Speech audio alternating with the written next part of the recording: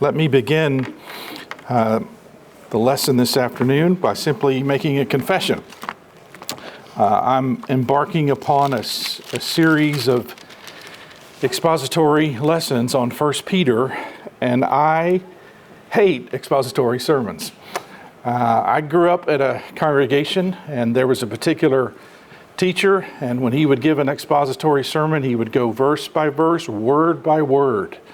And I can remember sitting in the audience and listening to him explain the definition of the word and or unto for 10 minutes. And it was just, it was painful. And so I didn't enjoy them personally. And so as I began to give lessons, it was something I avoided. I preferred Old Testament stories. I preferred topical sermons.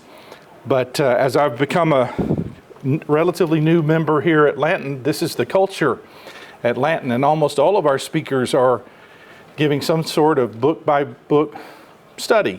And so I felt a little peer pressured, a little beaten maybe emotionally into submission, into becoming an expository teacher. So I selected the book of 1 Peter to start an expository series with you this afternoon. The goal really is simple, to give a kind of a complete overview of the book. And I think if you understand kind of what the direction of what Peter's trying to accomplish with the book, then we can go back later and go through the verses and really try to understand the picture more fully. Anytime that I think an expository review should be given, you should answer the W's of the book. So first of all, we want to talk about who wrote the book. Verse 1 of 1 Peter simply says, Peter, an apostle of Jesus Christ. And that indicates that Peter is the author. But as I was studying this book, it was a little bit surprising to me that there's some controversy over who wrote this book. It's not universally accepted that Peter is the author. The argument is sort of twofold. Number one, Peter was an uneducated fisherman, and the language that is used in the letter is quite complicated. The topics that are covered are quite complex, and it's too much for a man that is not got some sort of advanced education. Number two, in chapter 5 and verse 12, there is a man identified by the name of Silvanus. And there are people who believe that Silvanus was accompanying Peter with his work. He was a co-worker, and that it was really Silvanus who wrote the book because of, again, the complex nature of the language and the topics covered, and that he just attributed it to Peter. Some think that maybe Silvanus heard of these topics taught in some of Peter's sermon. There are even people who believe, brothers and sisters, that maybe even Paul wrote the letter, because the writing style of this book is very similar to the writing style of many of the books that Paul wrote. But I'm going to give you the arguments to prove that Peter did write the book. That's my conclusion after studying it of recent late, but I'm going to give you a couple of arguments. Number one, verse 1 basically is the signature of Peter. And if you believe the Bible at all, then you must accept that Peter put his own name at the very beginning of the book. Peter, an apostle of Jesus Christ. And that's his own personal signature. You know, the concept, brethren, that Peter was not an educated man or that these topics were too far beyond him really doesn't hold water too. I believe Peter was quite an intelligent man. We do know that he had his own business, and that takes quite a bit of intelligence to have your own business. We do know that he spoke multiple languages, and we also know, brethren, that Peter was also guided by the Holy Spirit. So it's hard for me to buy that Peter is not an intelligent man. But number two, and I think even more convincing, is that there are many examples in the book of 1 Peter that correlate to personal experiences that Peter had, and maybe only Peter had earlier in his life.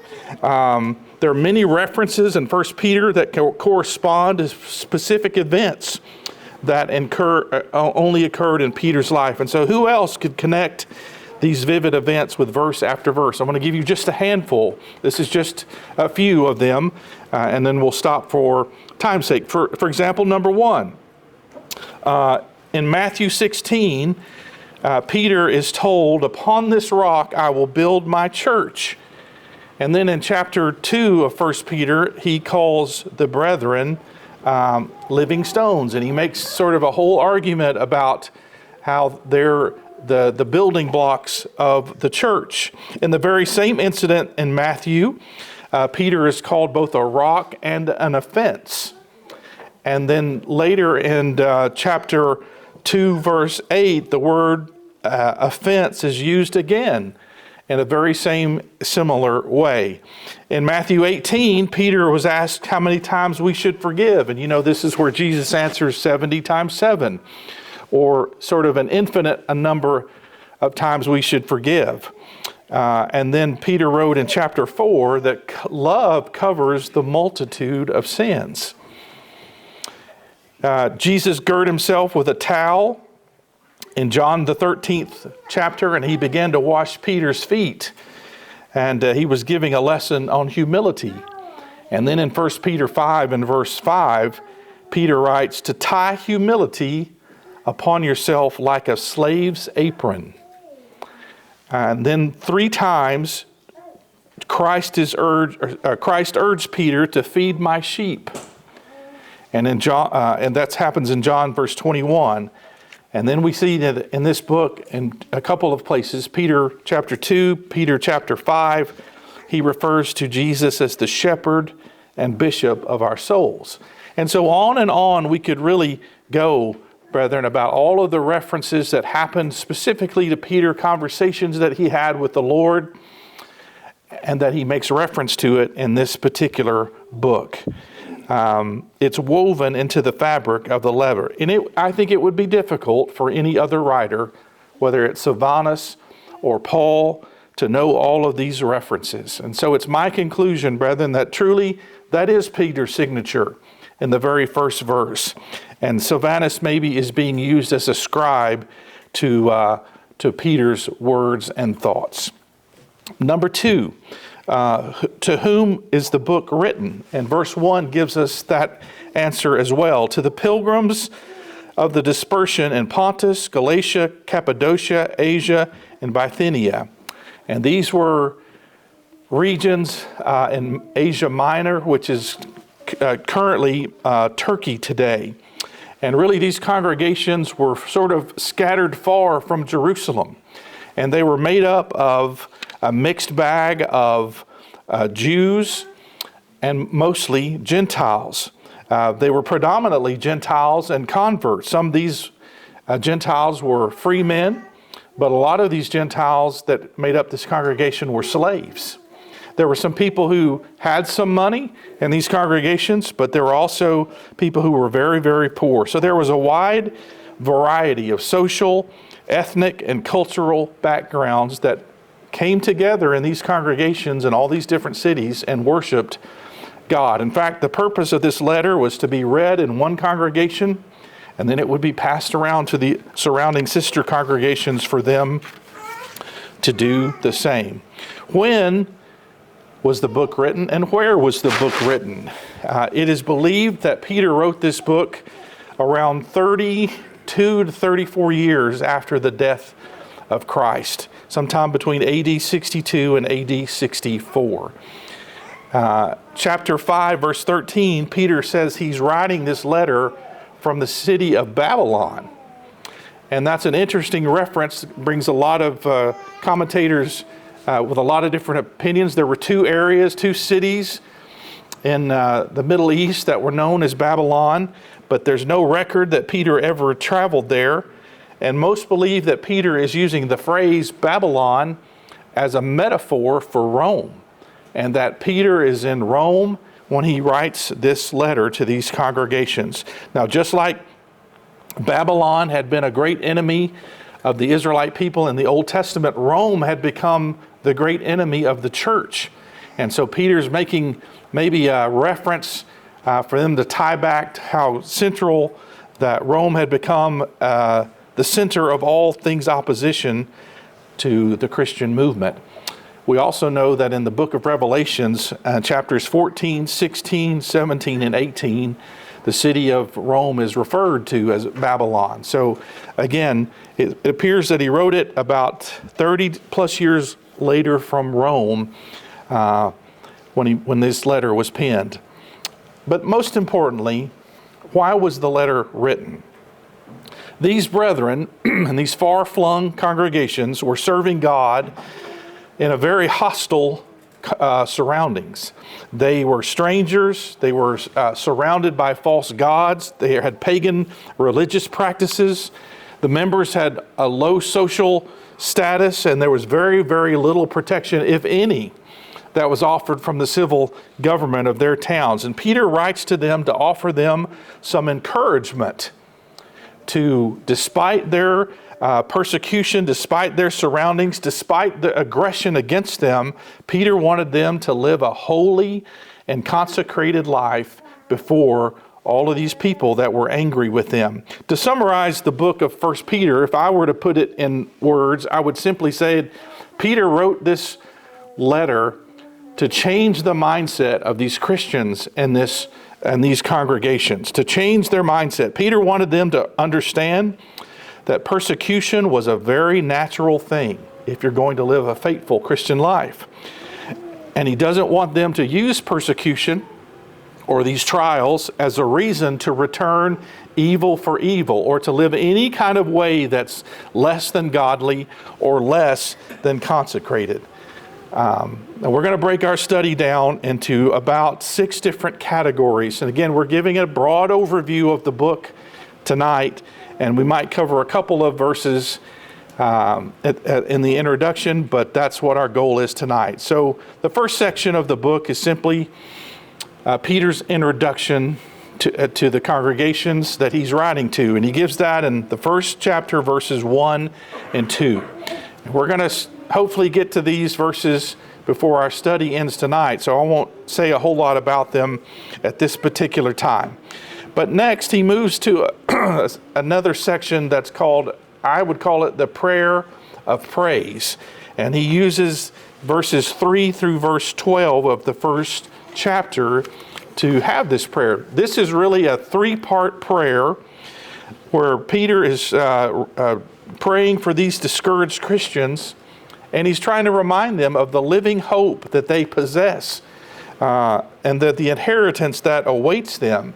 And even in this prayer, Peter is making an appeal to change the mindset of these Christians from persecution that they're enduring today to the reward that awaits them in the future. And he tells them, these trials should be expected, but you need to remember that you have this living hope and that it's a reward that you've not seen, but you believe that it's out there and it's awaiting for you. It's a reward that's so special that even the prophets of old really didn't understand exactly what was happening. But he uses several verses in this first chapter to have a prayer of praise.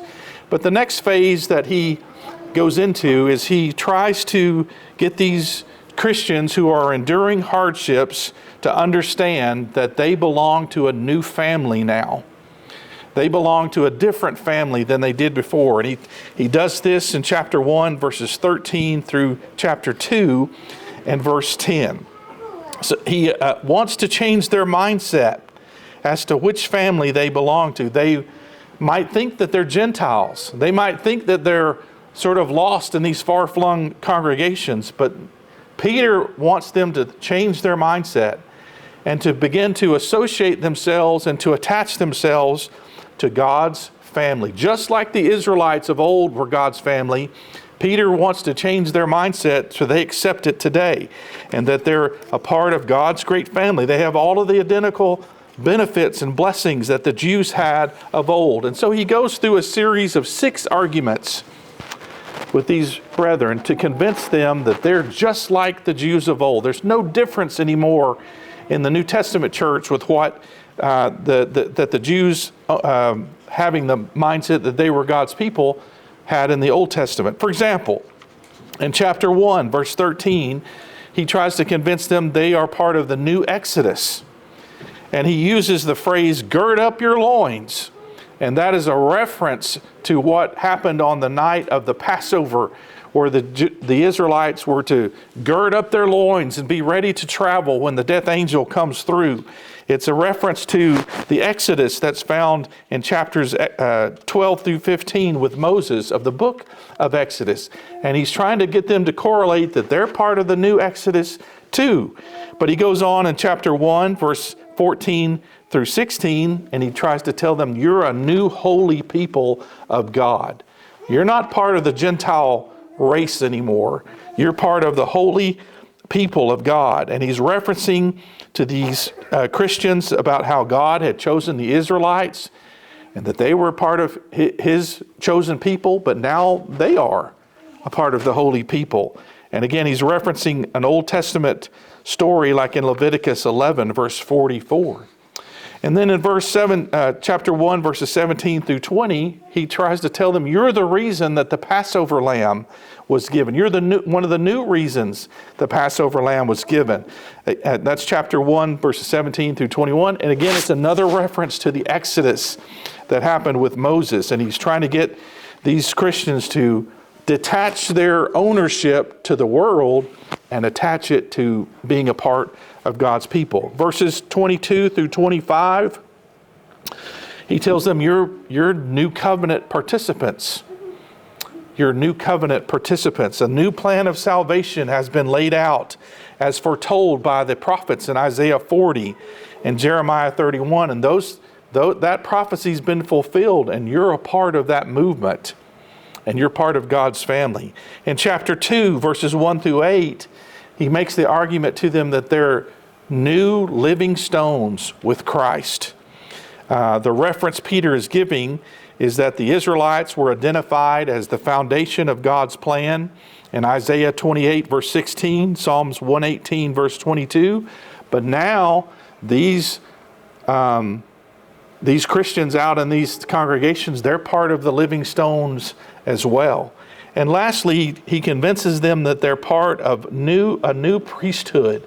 Chapter 2, verses 9 and 10. And really what he's trying to show them is that in the Old Testament, we had to rely on a priest. But today, because of the New Testament church, we no longer have to rely on a priest. The Jews had to use a priest. The Gentiles didn't even have access to it, but now they're part of the new priesthood. Again, a reference back to Exodus chapter 19.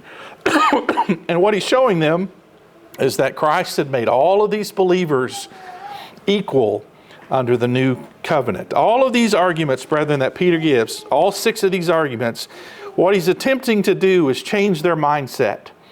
They're no longer part of the world. They're no longer detached from God's people, but they're a part of the beloved part of God's family. And being a part of God's family has its benefits and its blessings. Now, if he can get them to change their mindset and to accept they're part of a new family identity, then he wants them to understand you can turn these cursings into blessings. You can turn these trials into something that is a blessing. And that's the next phase of his book. Chapter 2, starting in verse 11, and it goes through chapter 3 and verse 17. If he can get the Christians to change their mindset about being grafted into God's family, he now moves his attention to getting them to understand the reasons that these trials and tribulations are coming their way. He's urging these Christians to see their suffering really as an opportunity to bear witness to Christ. Peter highlights 3 specific groups of people who are enduring tremendous trials. And he's trying to get them to change their mindset and see that, hey, maybe this isn't really a trial, but this is really an opportunity for me to do good on behalf of Christ. For example, number one, he talks about those under oppressive government rule. Chapter 2, verses 13 through 17. Now, as we've stated, Rome was the central opposer of all things Christ. And these providences that these churches were established in were part of the Roman rule. And so Paul is trying to get them to understand that, hey, maybe you're getting pressure or tension from the Roman government in your area. But don't think of it as a trial. Think of it as an opportunity for you to bear witness to Christ. Then he talks about slaves in chapter 2, verses 18 through through verse 25. And he's saying maybe you're a slave and you're a Christian and you've got tension with your slaveholder. You know, in the early times, brethren, if you were a master of your home and you had slaves, it was considered appropriate for whatever religion you had as the master to be pushed down upon all the slaves. And if you were a worshiper of Baal, then you wanted all your slaves to worship Baal. If you were a worshiper of some other false god, that's what you wanted your slaves to do as well. And so here were slaves who had become Christians, and they don't want to worship these false gods, and so that creates tension and trials and persecutions in that home. And so what Peter is trying to get them to understand is that, hey, don't think of this as a trial or a persecution. Think of this as an opportunity for you to share Christ or to be a blessing to that master and show him what Christ is really like. And then he spends quite a bit of time, brethren, on the last group, which is the wives of unbelieving husbands. And if you can imagine the tension that occurs in a home where the husband does not believe, the leader of that house does not follow Christ, but the wife does. And there's trials there. There's trouble there. And so what Peter is describing is, again, he's trying to change their mindset. And maybe this is an opportunity for the wife not to view this as a trial, but to view this as an opportunity to do good for Christ. Peter makes a long argument in this section that persecution, trials, and being treated unfairly as a Christian is really a great opportunity to bear witness to Christ. When most people from the world would react poorly under a trial or pressure or tension or persecution, the Christian is supposed to act differently because their ownership is differently. You remember, he's already made that argument. You belong to someone else now. And because of that, you need to see this trial and this tribulation as a potential opportunity to turn that trial and tribulation into a blessing. Well, when he's through making that argument, brethren, he moves on to the next phase of the book, and that is really providing the fuel to continue to do good. Chapters 3 through 18 through chapter 4, verse 19. And really, this is the conclusion of Peter's entire argument. If these Christians can change their mindset about who they belong to, and they have a new family identity, if they can change their mindset into turning their blessings into cursings, then Peter now moves on to the fuel that they will need in order to drive their action. In other words, brethren, acting like a Christian in times of trial and intense persecution is difficult. It's hard. And so we need something that will continually fuel our righteous behavior. And Peter is pushing these Christians to change their mindset about these trials in life, and that it might only